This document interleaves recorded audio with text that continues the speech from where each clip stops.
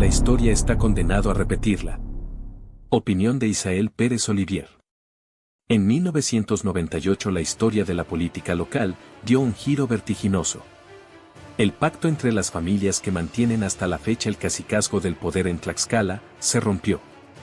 En aquel lejano año, el candidato al gobierno del estado por el Partido Revolucionario Institucional Joaquín Cisneros Fernández fue traicionado por sus propios aliados que habían jurado mantener la línea sucesoria intacta y fue sacrificado para beneplácito de los dioses de la democracia. 28 años después, en su obra autobiográfica, el cansado Cisneros relata su amarga experiencia y revela lo que por muchos años fue un secreto a voces, desde la cúpula del gobierno de la República y del PRI. Le habían hecho un traje a la medida para arrebatarle el sueño de ser, como lo había sido su padre, gobernador de Tlaxcala. Y todo habría sido orquestado y operado por dos personajes siniestros que siguen moviendo los hilos para la próxima contienda electoral a través del tráfico de influencias. En ese tan remoto 8 de noviembre, era prácticamente imposible que la debacle priista ocurriera.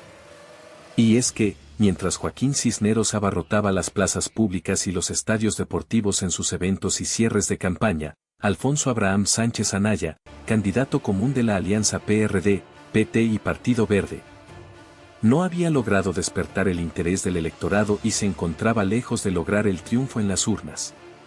O al menos, eso era lo que destacaban los reportes político-electorales, tanto del partido como del gobierno, que informaban sobre la campaña del abanderado opositor. Pero lo impensable estaba a punto de ocurrir. Apenas minutos después de las 18 horas de ese día y luego del cierre de las casillas receptoras del voto, sonó el teléfono de la oficina del jefe de prensa de Cisneros, Arturo Tecuatla Hernández. En esa breve llamada urgían su presencia en el comité directivo estatal, ubicado a escasos metros de la casa de campaña del candidato del PRI. Tecuatla salió al trote junto con un eterno aprendiz de reportero, de apenas 22 años, que hacía las veces de secretario particular y que con el tiempo se convirtió en este opinador de ocasión en revista Portales. Al llegar a las oficinas del PRI, apresurados, se abrieron paso entre un hervidero de gente que se aglutinaba en su interior. Se dirigieron al despacho de Salvador Mata Primo, entonces dirigente estatal. Al abrir la puerta de la oficina principal, dos personajes les dieron la bienvenida, el delegado del CEN del PRI para Tlaxcala, Israel Soberanis Nogueda y Humberto Lira Mora, otro enviado especial. Tras hacer una breve reseña de lo que denominaron como una cerrada elección, Israel Soberanis Nogueda indicó que, de acuerdo al infalible sistema de conteo rápido del partido a nivel nacional, Joaquín Cisneros Fernández había ganado la elección, por un punto.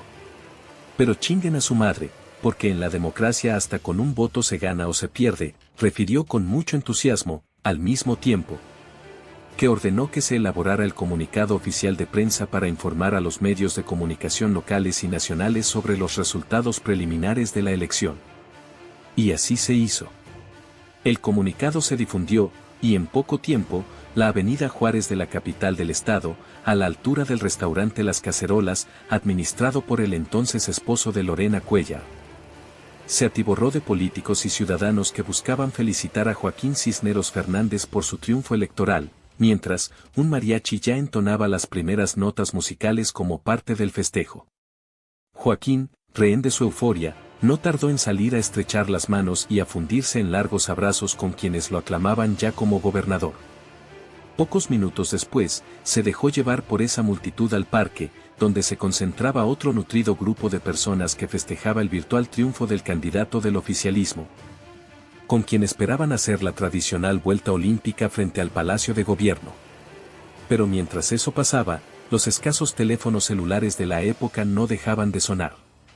Televisa y TV Azteca insistían en tener las primeras impresiones del ganador de la contienda electoral y la comitiva tuvo que hacer un corte al recorrido para evitar la estridencia de la música y de las porras e ingresó al lobby del Hotel Posada San Francisco para que Joaquín pudiera tomar las llamadas.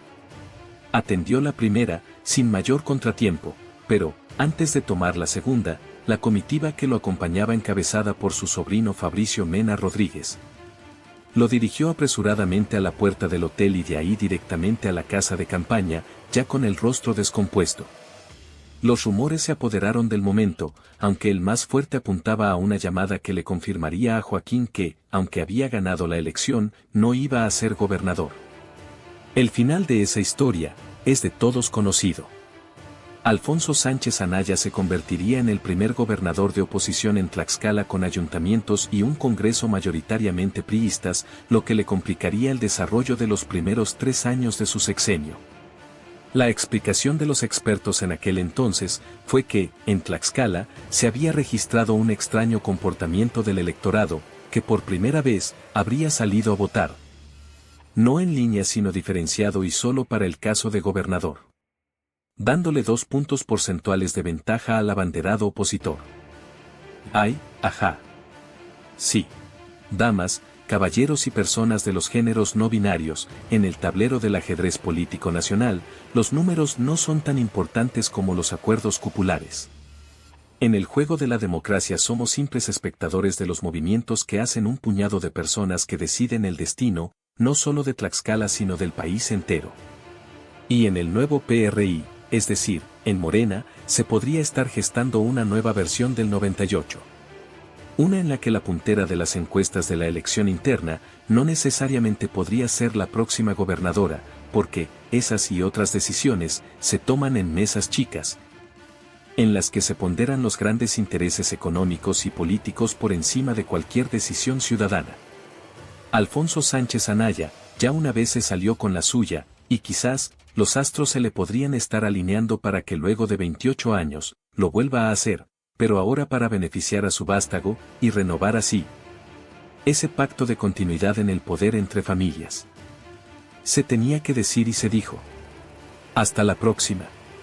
Y la que entendió, entendió, y la que no, pues que le pregunte a quien tuvo el placer de operar ese asunto para Mariano Palacios Alcocer y para Ernesto Zedillo Ponce de León, desde la mismísima cuna de la nación, cuando tuvo el privilegio de gobernarla, a través de la más burda imposición de la que hemos sido objeto. ¿O me equivoco, don José Antonio?